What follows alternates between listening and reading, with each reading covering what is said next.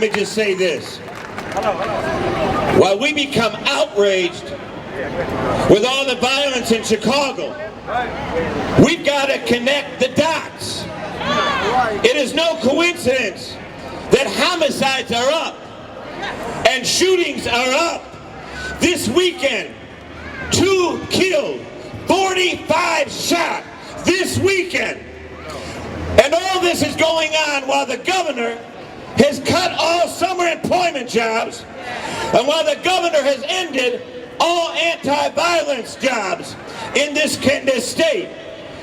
It's no coincidence when you're on the street and you're abandoned by the government why violence is up in this city and why violence is up in this state. The governor is a co-conspirator of what's going on right now in the streets of Chicago. We got to make him understand that Illinois is not another business investment of his. Illinois is a state where there's people whose lives are at risk. Don't treat this like some business investment, Bruce. Treat this like there's people who elected you. This is our money. This is tax money. We have a say-so in what happens with it. How dare this man close the doors on our children? What's the difference in what he's doing now than Bull Connor did back in the day? We're not going to take it, ladies and gentlemen. The governor wants to balance the budget off of poor people, off of handicapped people, off of the mentally ill. Ladies and gentlemen, he wants to balance the budget off our babies. But guess what? Have you ever heard him talking about telling his corporate people to take a pay cut?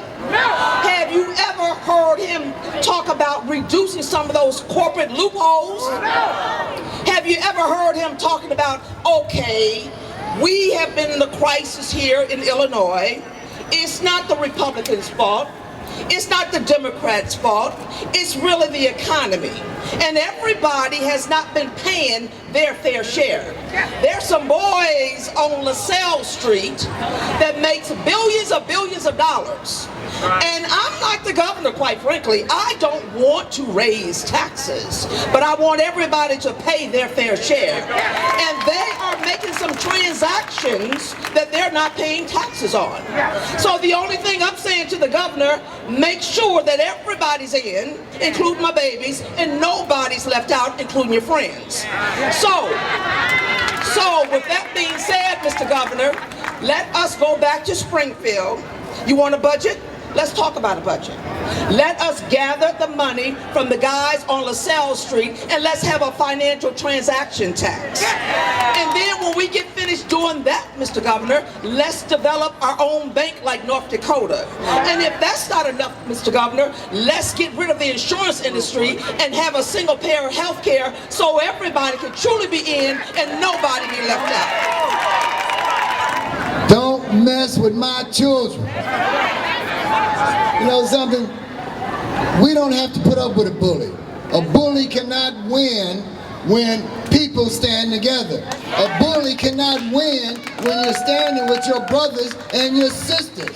A bully can't win when you build coalitions in the neighborhood. A bully only wins when you let him. Right now we have a coalition of individuals because we understand what Governor Rauner does not understand, and that is everything is connected. We are connected to one another. Child care is connected to a good education. Education is connected to health care because you're not going to learn if you're sick. You're not going to learn if you're hungry. That's connected to a good job. That's connected to this state. This is not about one person who doesn't want to turn us around. He wants to turn us backward. We are not going backward. This is not we're going to be standing up here in the streets, dancing, working for free. This is our state. This is not Raunerville. This is not Trump City. You know, this is the city and the state of the people of Illinois that deserve the best that it has to offer. We are not going to be held hostage. We are not going to be held against our will. Our children are not going to be the cannon fodder to fight your fight. This is something that needs to be addressed. We want the governor as your voice and as your ears down in Springfield. We want the governor to come to the table, not talking about things that doesn't need. We don't need to be talking about remapping. A budget has nothing to do with remapping.